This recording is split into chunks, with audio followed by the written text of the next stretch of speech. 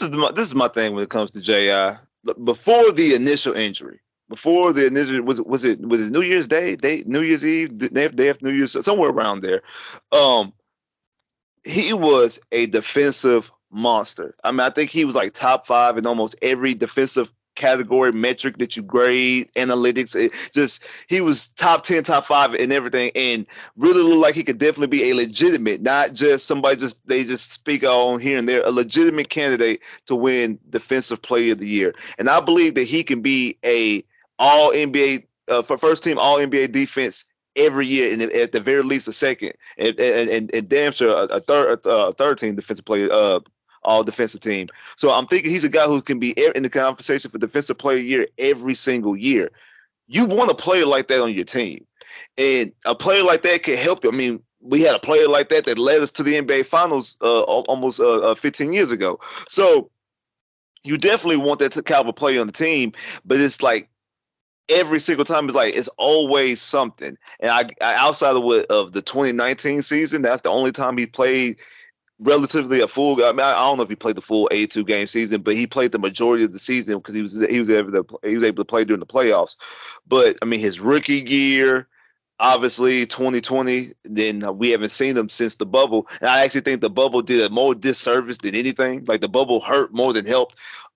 We would have just been better off. They would just cut that season short. I mean, then you wouldn't have the Lakers as that fake champion that they call themselves. But that's a conversation for a whole other video. But things like that, I think, kind of like put a team like the Orlando Magic kind of behind the eight ball when you want to speak of Jonathan Isaac injury history, because I think that helped hurt him a little bit more. And he should be one of these guys that we should be talking about. It's a complete untouchable. He's guaranteed submitting onto the team, but like you said, he's up in the air. We don't really know. And it's like it's unfortunate. It's more so unfortunate than frustrated. But then now you have this number one overall pick. Are you going to draft? Are you going to draft a power forward? Are you going to draft a center? Like, basically, are you going to tell your hand by who you draft number one overall?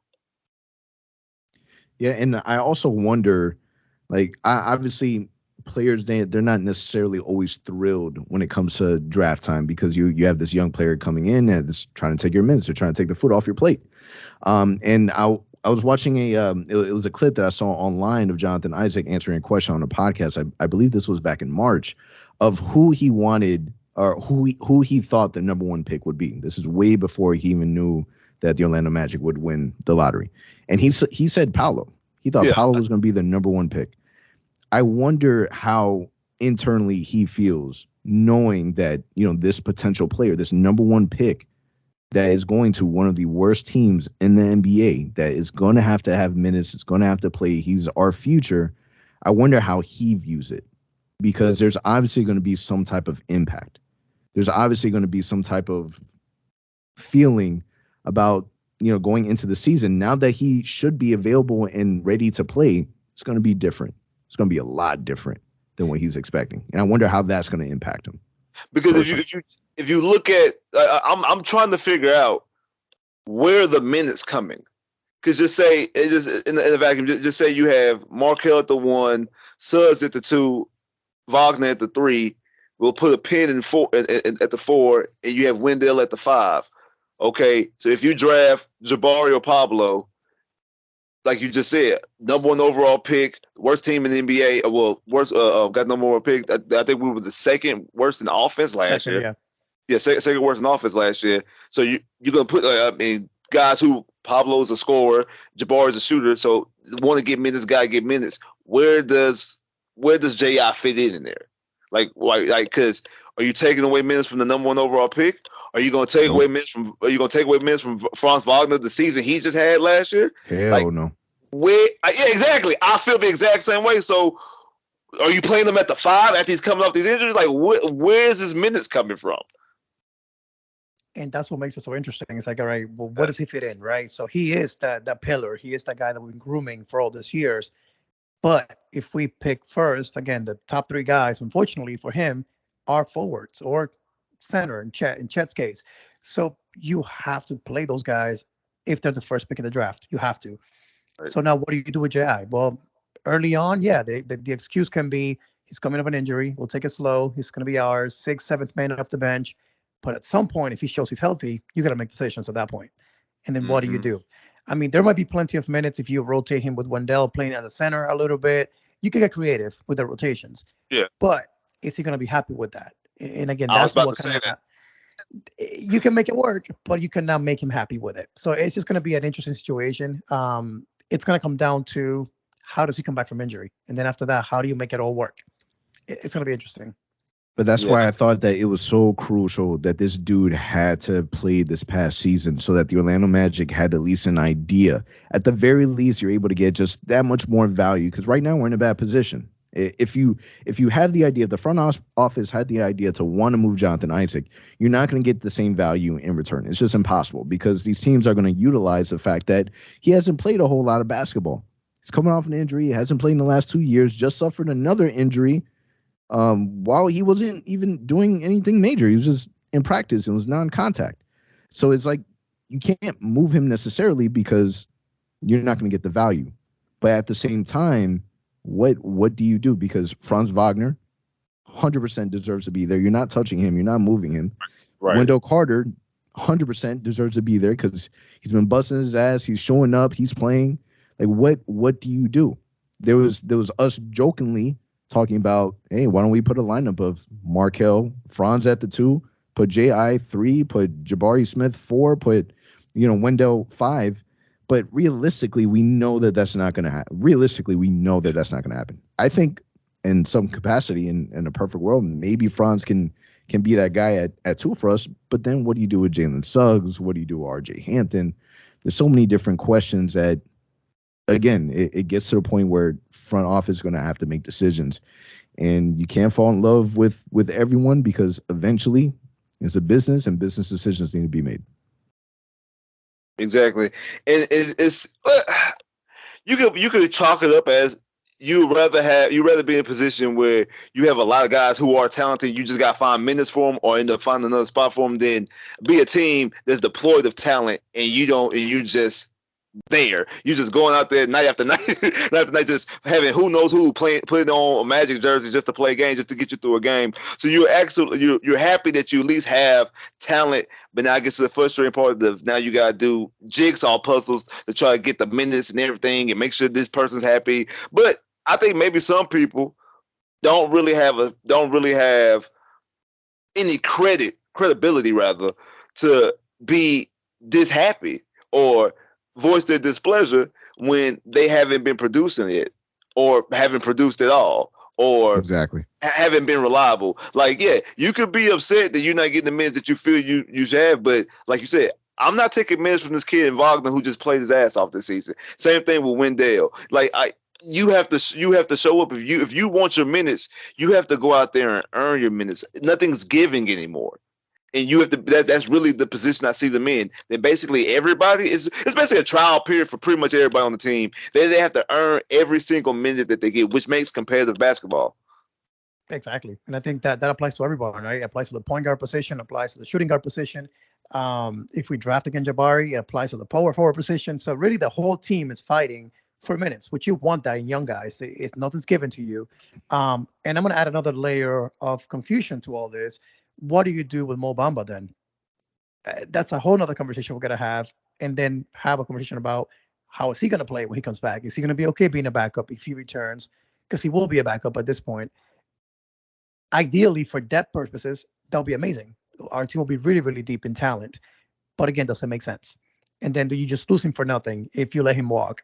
You don't want to do that either. So there's a lot going on in Orlando this offseason, starting with the draft, free agency, Gary Harris, Mo Bamba. There's a lot kind of going on.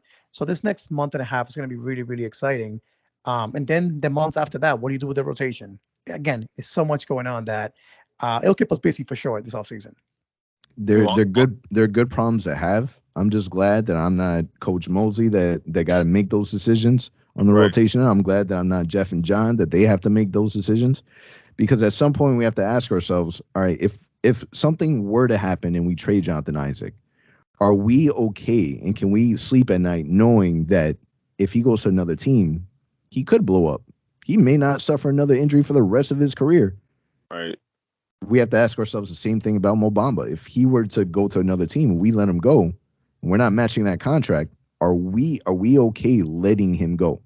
Because if the front office let him go, especially Mo Bamba, if they are okay with letting Mo go, then they're also kind of admitting to the fact that, yeah, we kind of made a mistake with Mo Bamba. We should have went a different route. And I'm not sure if that's really something that, especially for guys in the front office that were known to be able to find that gem in the draft. I'm not sure if that's something that they would like to publicly admit. I don't know if it would be them admitting that they made a mistake on Obama, because I have no confirmation of this. It's just how I feel. It's just my gut, my heart, my head. This is what it's telling me, that they really didn't want to draft Mo Bamba. I think their real choice, correct, was to draft Trae Young. Yep. But them damn Dallas Mavericks drafted Trae Young and traded to Atlanta for Luka. And because it was pick 5. It was the pick right before. It was like Trae Young was right there, and I think that's who they really wanted. Always a pick away. Yeah, that's who they really, really wanted. And because he was drafted, they just went ahead. Okay, we drafted. We helped build Giannis. Let's see if we can just throw this against the wall and see if it sticks. Like, see if we can recreate the wheel. So I think that's how you end up with Mo Bamba. So I don't know if it's the meaning that they would make a mistake, because I don't think they really, really went into that draft situation wanting Mo Bamba. That's why it is so critical and pivotal that we have the number 1 overall pick. Like you guys said on y'all video, that at the end of the day, they're going to make their decision. They don't have to wait and see, hope and pray somebody falls. It's going to be on them. They're going to get whoever they want. It's all, if they want to trade the pick, it's their decision. Everything is predicated on what they want to do, because they have the first pick. And that's the best part of all this, right? For years, we've been saying we want to be able to make that decision. We don't want it to be like the Mo Bamba situation where we wanted Trae Young, we wanted Luka. Instead, we dropped in the lottery. We were supposed to have the 5th pick that year. We dropped 1, and that's how we ended up missing out on Trae Young. So this time around, you can't say that. Well, we have the first pick. We're gonna work these guys out. We know who they're gonna be, interview them, the whole 9 yards, and then pick who we think fits best. That's the best feeling that you can really have. Will it work out? Who knows? We gotta look back at this 5 years from now and say, hey, did we make the right decision? But at least today we can say, hey, we got a guy that we really, really wanted. We haven't been able to say that really in the last 5, 6 drafts. So it's gonna, at least that's gonna feel good. Do you think they made a mistake by not moving Vooch and AG earlier? I don't think they made a mistake. I think that when they got to the team, their whole outlook on everything is we're gonna listen, we're gonna watch, we're gonna learn. And I think that their priority, their main goal in the beginning was trying to get this team into the playoffs. And I think that they were able to build some type of structure, because that's something that players had complained about previously under different coaches. So the fact that they brought in Steve Clifford, the fact that they brought in, were able to, because realistically, these weren't their guys, these were Hennigan guys, but they were still able to take that same team and maybe make some minor adjustments. And then we were able to make the playoffs that way. But I think that it was a perfect timing with the fact that they were able to reflect and say, all right, so yeah, injuries were an issue because we were never fully healthy, because we really didn't get to see what that team was like with a healthy Jonathan Isaac. But they were able to make that decision and say, this is going to be the cap with this group of guys that we have. If we're going to blow it up, we got to do it now. And I think that it was perfect timing, because if we're looking at last season being really like year 1 in a sense, and then you get the number 1 pick in the draft, you really can't ask for a better outcome. Right. Because I know it feels like we've been sitting here since 2013, but we did have, like you say, in 2019, I won the division, made the playoffs as a 7th seed. I think if the season doesn't get suspended in 2020, like I think if COVID doesn't hit and the season finishes out like it's supposed to, I actually think the Magic, well, like I said, because they were on the tear the last month, the last month of the season, especially like I said, the last 10 games when it came to Markelle, everybody was starting to click right at the same time. I think I know we ended up being the 8th seed after the bubble. I think we probably could have been maybe like the maybe the sixth, possibly the fifth. I have to go back and look exactly what the records were looking like at that time, but they look like they had a lot of promise to at least be something of something of note in that playoffs. So I agree that now after those two seasons, those two playoff seasons, and then you blow it up just to have the first overall pick, just like I said, 2 years later, it's really not that much suffering. It feels like because of if you add in the Dwight Mayer and everything that went on with Rob Hennigan and just the Jacques Vaughns and the like I said, Frank Vogel. Frank Vogel, but Scott Skiles, like when you think about all that and you put all that together, like I said, it was the longest playoff drought in the Eastern Conference for a reason. So it feels like we've been suffering for so long, and now that we finally got the number one overall pick, I think, like you said earlier, we have a lot of young talent, and I think all they need is that one guy. They just need that one star to make this ship run, to start making this run. Because I believe if they hit the right pick, not saying that we'll be in the playoffs, but I think that we could be either in or at the very least competing again to the play-in a year from now. You bring up a really good point because this is a stars league. Where would Atlanta be right now without Trae Young? Where would Dallas be right now without Luka? It's literally that one player that completely changed the trajectory of those franchises. And we've always been that one player away. And that's what makes it so exciting. This is where we really have to put the trust into the front office, because now we're at that point where we can honestly say that they have everything at their disposal. They've invested, millions of dollars on their analytical system that they're able to be able to see statistics that no other team is able to see from college. And we've seen that work well with us drafting Franz Wagner. And the fact that they're going to have that, they're going to be able to have access to these guys. Now is the time to be able to make the decision, to be able to fall in love with their guy. As they say, select that guy be our future. It's just so critical and so important that they can't mess this up. Can't mess this up. This is the moment where you got to get a home run. Absolutely. I mean, and like this franchise, even though it's a young franchise, been here since '89. When they have the number one overall pick, they hit. Shaq, making the play to get Penny, Dwight. We get to the finals. We might not win the finals, but we get there based off of what we do with the number one overall pick. So when you put that, like, even though I have my doubts about Check's body only being 195 pounds, I'm like, well, this organization, when they draft centers number one overall, they hit, and it's undeniable. Because back in 2004, I'll sit here and admit it, I wanted Emeka Okafor. Everybody did. National champion. Everybody did. And what's crazy about that draft is you have national champion Emeka Okafor, and you got high school Dwight Howard. Yes. Like, the fact that they were able to have that, to be able to take the risk, and I think that you can kind of look at this draft and kind of think the exact same thing. You look at Jabari. Jabari is a sure shot. Like, he's the guy in college that's proven. He's the guy that you see the ability, but then you look at a player like Chet, and Chet is risky. Chet, in my opinion, right now, when we're comparing the two drafts, he's your Dwight Howard and Jabari's your Emeka. We just don't know what the outcome is going to be. Right. Sure. Okay. In saying that, do you think they really have interest in Sharp? I hope they do. And Anthony will know why. And if you've been watching the show last year, I really, really wanted Jalen Green. That was the kid that I really, really wanted. It's unfortunate that this is not last year's draft, because that means we would know that we got Kate Cunningham coming to Orlando. Would have been going crazy. But it is what it is. We got Jalen. We got Wagner, Mo Wagner, Franz Wagner. But you got to trade down that scenario. You would have to trade to like 3 or 4. You would have to maybe do a deal with Sacramento and get a future pick. And again, if they decide that, I will trust him. That means that this kid worked his butt off in the workouts and in the interview for them to like him enough. And again, I think he'll be a great fit. But I don't think they'll go that route, simply because when you have the guys of Chet, Jabari, Paulo, stature, and potential, I don't think they'll pass on that to go the risky way on a kid that we didn't see play in college.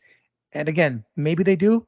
I would love it if they did, but thinking long term, I don't think that'll be the right move at this time. Now that we know we have the first pick. Right. Yeah, I don't think they will because even when you can kind of compare the Penny Hardaway situation, at the very least, you know that you already had your guy. You already had Shaquille O'Neal. That's true. Like you already had that one guy that you know is going to be the face, the future, and we don't have that one guy. We don't have our Shaquille O'Neal, so you really can't take that risk. You have an opportunity now to be able to get your guy. So I think that situation makes it a little different.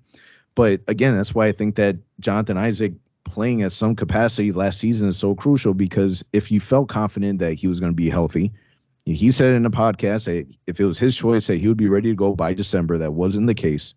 But if we would have had that time to really see him and if he was able to be put in the same position that Markel was in, minute restrictions, no more than 20 minutes, and you felt confident, then you're probably looking like, man, if we draft Jabari, Chad, or Paolo, that's really going to impact Jonathan Isaac.